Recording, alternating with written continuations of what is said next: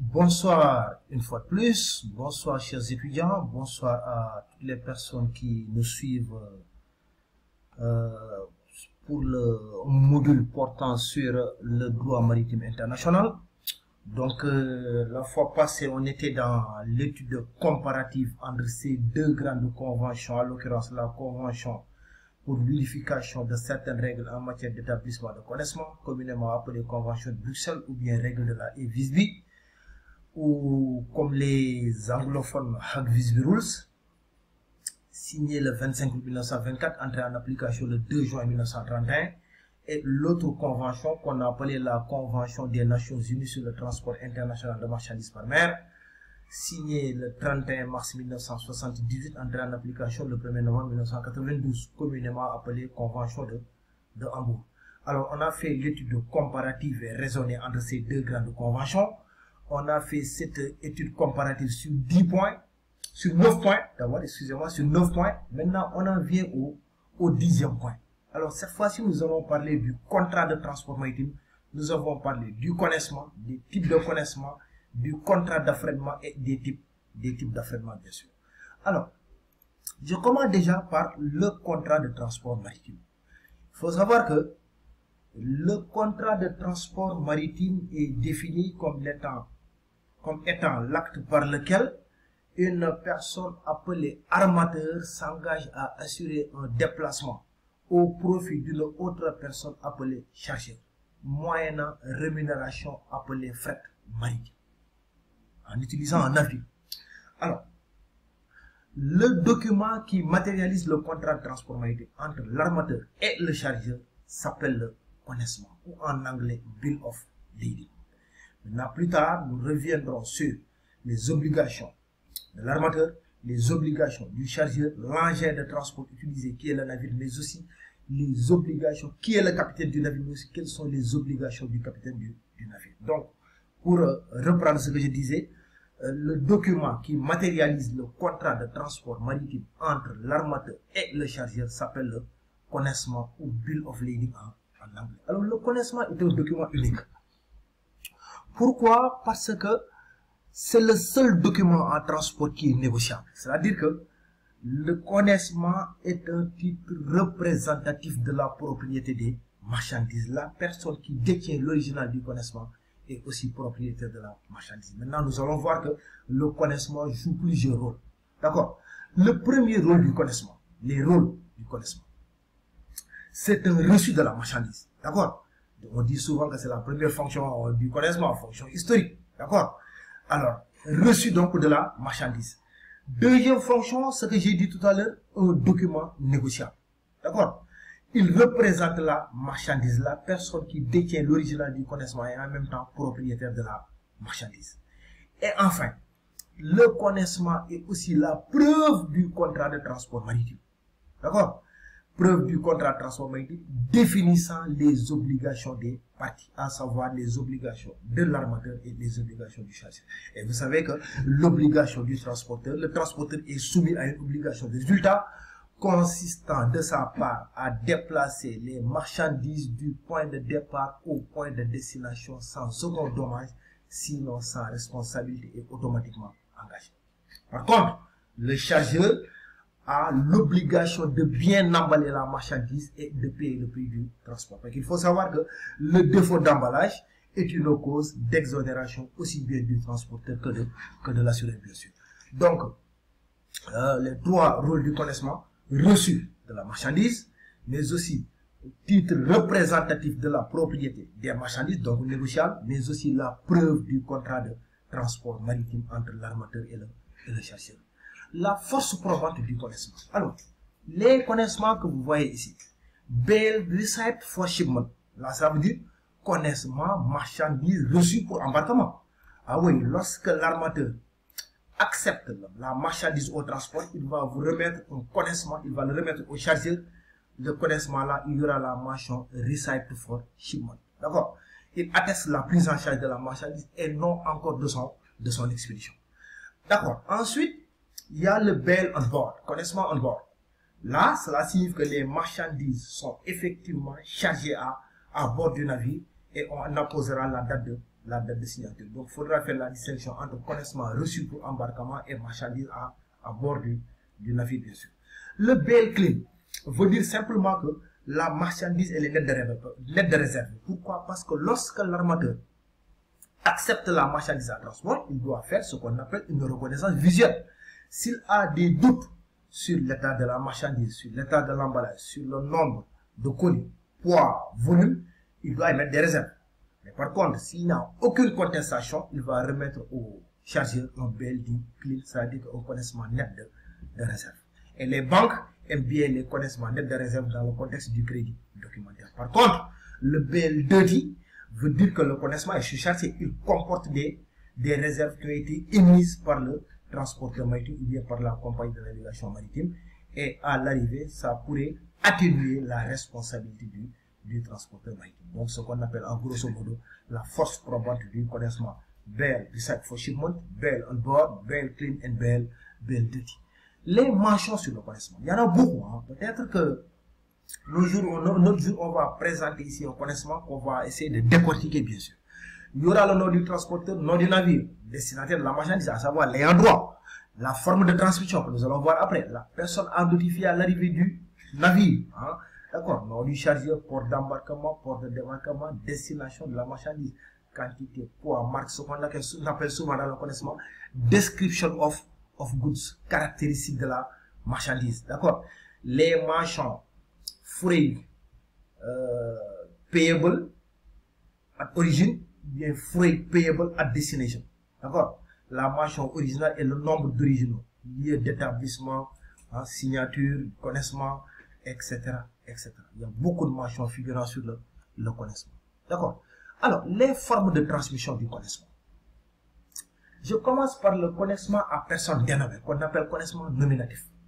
C'est une forme non négociable. Seule la personne qui a été mentionnée au connaissement est habilitée à prendre livraison de la marchandise sans possibilité de l'endosser, bien sûr. D'accord. Le connaissement au porteur, forme très dangereuse d'ailleurs, formule très dangereuse. On l'appelle encore blank endorsement en anglais ou bien connaissement à blanc. Cela veut dire que il n'y a pas de spécification de destinataire. D'accord. À l'arrivée, la première personne qui se présente avec un connaissement, l'armateur lui remet la marchandise. D'accord. Et c'est une formule assez dangereuse, c'est pourquoi elle devient de moins en moins utilisée, forme aussi non négociable. Par contre, le connaissement le plus utilisé, c'est le connaissement à ordre. In order to ou bien to order to, forme négociable. Pourquoi? Parce que dans la plupart des cas, la marchandise est consignée à l'ordre de la banque émettrice, dans le contexte du crédit documentaire pour la sécurisation des opérations de paiement. D'accord, donc on retiendra le connaissement est sur trois formes. Connaissement à personne dénommée, non négociable. Connaissement à blanc, non négociable. Connaissement au porteur, c'est la seule forme de transmission qui est négociable, bien sûr. Ensuite, j'en viens au type de connaissement. D'accord. Il y a ce qu'on appelle le connaissement Ocean BL. For port to port shipment. D'accord. Il ne couvre que le trajet unique maritime, port de départ, port de destination, bien sûr. D'accord. Ensuite, nous avons le connaissement de transport combiné. En anglais, Combined Transport Bill of Lading. Il couvre une expédition de porte à porte avec forcément une phase maritime principale. D'accord. La phase de pré-acheminement peut être routière, la phase post-acheminement peut être ferroviaire. Mais la phase principale doit être forcément maritime. Et maintenant, là, c'est un connaissement où la responsabilité de l'émetteur du connaissement, sa responsabilité s'étend de porte à porte. Donc, c'est un connaissement où la responsabilité du transporteur s'étend aussi bien dans la phase de pré-acheminement, le transport principal, que le post-acheminement. Contrairement au connaissement direct. Il couvre aussi une expédition de porte à porte. Mais cette fois-ci, la responsabilité de l'émetteur du connaissement se limite exclusivement dans sa phase maritime. Il agit en tant que mandataire du chargeur pour le pré-acheminement et en tant que mandataire du chargeur aussi pour le post-acheminement, bien sûr. Le connaissement FIATA, Fédération internationale des auxiliaires de transport et transitaires assimilés. D'accord. Vous savez que parfois, il y a des transitaires qu'on appelle NVOCC, Non-Vessel Operating Common Carrier, transporteur non propriétaire de navire. ces professionnels du transport maritime viennent louer des espaces à bord des navires. D'accord? Et quand ils louent des espaces, maintenant, ils vont délivrer des connaissements aux chargeurs de marchandises. D'accord? Et ces connaissements engagent la responsabilité de ces transitaires sur les marchandises qu'ils font transporter. Parce qu'ils ne sont pas de véritables transporteurs, mais qu'ils viennent louer des espaces à bord des navires. Ensuite, nous avons la lettre de transport maritime, en anglais CVB. D'accord? C'est un document qui joue le même rôle que le connaissement. Preuve du contrat de transport, preuve de la prise en charge de la marchandise. Sauf que la lettre de transport maritime est toujours émise sous forme non négociable. C'est un document qui ne représente pas la marchandise, toujours émise sous forme non négociable. Et enfin, nous avons le connaissement charte partie qu'on appelle le connaissement charte partie, oui, pour le contrat d'affrètement. Et là, on va enchaîner sur les affrètements, bien sûr. Alors, le contrat d'affrètement. L'affrètement porte sur la location du navire. Parce que si on demande quel est l'objet du contrat de transport, l'objet du contrat de transport porte sur le déplacement de la marchandise. Mais par contre, l'objet du contrat d'affrètement porte sur la location du navire. D'accord? Le document qui matérialise le contrat d'affrètement entre le freiteur, propriétaire du navire, loueur, et l'affréteur locataire, ce document-là, on l'appelle la charte partie, en anglais charte partie. Cette charte partie constitue le contrat, l'accord entre les deux parties, mais aussi la charte vient préciser les éléments d'individualisation du navire. Alors, il faut savoir qu'il y a 3 sortes d'affrètement. Mais avant d'aller dans les contrats d'affrètement, dans les 3 sortes d'affrètement, on règle d'abord la notion de conditions nautiques et conditions commerciales. Ça va nous faciliter la tâche. Parce que par conditions nautiques et techniques, qu'est-ce qu'il faut comprendre? Les aspects liés à la navigation du navire. Comme vous pouvez le voir, la gestion du navire, navigation, personnel, hein, capitaine qui doit payer les assurances comme machine en bon état, un navire capable de prendre la large. Mais par contre, les conditions commerciales se rapportent aux frais d'exploitation. Les frais d'escale, les frais de carburant, les frais de port, etc., etc. Maintenant, dans chacun des types d'affrètement, le freiteur et l'affréteur auront des obligations réciproques, bien sûr. L'affrètement au voyage qu'on appelle trip charter en anglais. C'est le plus courant.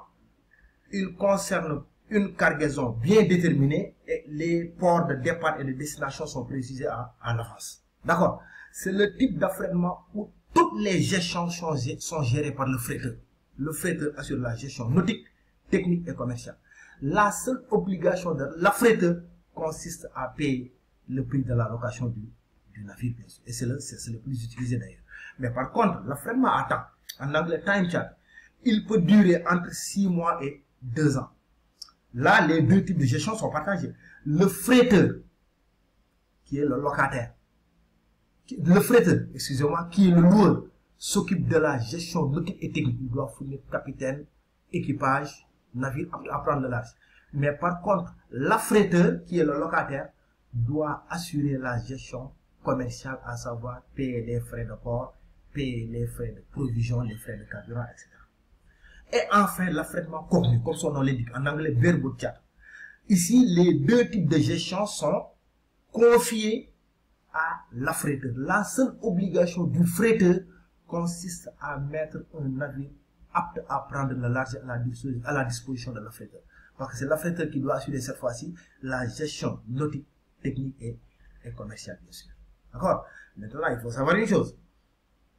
Dans les contrats d'affrètement, surtout l'affrètement au voyage, l'affrètement à temps, hein, on précise toujours si les jours de ce qu'on appelle les dimanches et fériés sont inclus. Il y a les notions shink et checks, peut-être on en reparlera plus tard. Sunday and holidays include ou bien Sunday and holidays exclude. Maintenant, ce qu'il faudra noter enfin, peut-être pour terminer la comparaison entre ces deux grandes conventions, c'est que dans la convention de Bruxelles, le connaissement est un document ad validitatem. Pourquoi? Parce qu'il est exigé pour la validité du contrat de transport maritime. Mais par contre, dans la convention de Hambourg, le connaissement est un document ad probationnel. Cela veut dire quoi? Le contrat de transport maritime peut être constaté par un connaissement ou bien par un autre document faisant preuve du contrat de transport maritime. Donc, c'est ce point qui met fin à cette longue étude comparative et raisonnée entre les deux grandes conventions en matière de transport maritime international. On se donne rendez-vous prochainement pour parler de la sûreté maritime, du code ISPS et de la convention fluvio-maritime, encore appelée convention de Budapest. Merci et à très bientôt.